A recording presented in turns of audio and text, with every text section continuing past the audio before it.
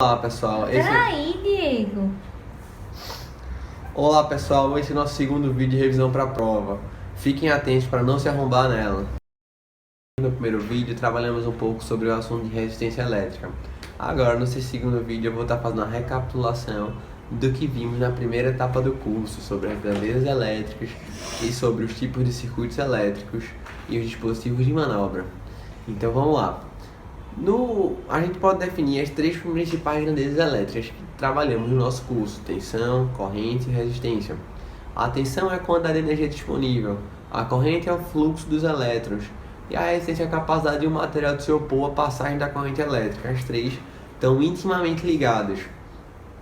Porém, como elas vão se comportar dentro dos circuitos elétricos, já vai ser de maneira um pouco diferente. Então, temos alguns tipos de circuito, tá? Temos o circuito série e temos o circuito do tipo paralelo.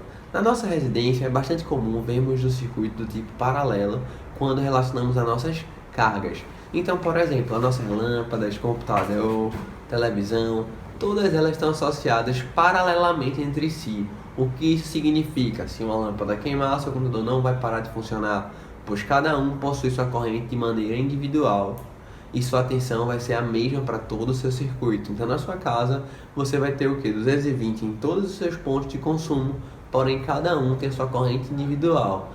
E o circuito série, será que podemos ver na nossa residência? Sim, podemos, mas aonde?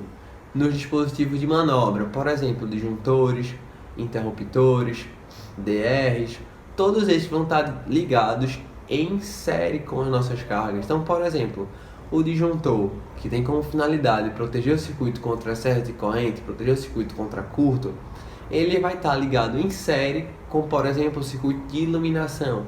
Se tiver algum problema, alguma anomalia no circuito, esse disjuntor vai desarmar e, consequentemente, desligar todas as cargas que venham posterior a ele.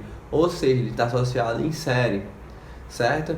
O DR é a mesma coisa, mas porém, o DR tem uma funcionalidade um pouquinho diferente do disjuntor. O DR vai ter como função proteger o usuário de choque elétrico. Então, por exemplo, o usuário leva algum choque, alguma descarga elétrica na instalação elétrica, o usuário toma um choque, como consequência, em seguida, o DR vai desarmar e proteger o circuito. A diferença entre eles, na prática, você já vê. Enquanto o disjuntor só entra o fio da fase, o DR entra o fio da fase e o fio do neutro. Além desses dois dispositivos, no nosso quadro de distribuição também vemos um terceiro, que é o DPS, Dispositivo de Proteção contra Surto Elétrico. E notem uma coisa, enquanto o disjuntor e o DR vão trabalhar com a grandeza da corrente elétrica, protegendo em relação à corrente elétrica, o DPS vai proteger contra sobretensão, tá? Então, por exemplo, quando você for comprar um DPS, você vai ter um DPS de 235 volts. O que é isso? Tensões a partir de 235 volts serão captadas por ele e levadas para o terra para proteger o seu circuito. Então, enquanto o disjuntor vai proteger o circuito contra excesso de corrente, o DPS protege contra surtos de tensão. Observe que são coisas totalmente diferentes, funções diferentes e também eles são ligados no quadro diferente. O DPS vai ser ligado em paralelo, o disjuntor vai ser ligado em série. Então, o DPS vai estar sempre lá entre fase terra, neutro e terra, fase neutro. Você vai precisar de um aterramento, uma malha de aterramento boa para o DPS poder estar sendo ligado, enquanto o disjuntor e o DR não. Então, pessoal, essa foi mais uma dica aqui para vocês. Deem uma estudada, acessem lá o Layout Dicas, vejam que a gente tem vários artigos falando sobre isso. Qualquer dúvida, podem postar aí nos nossos comentários.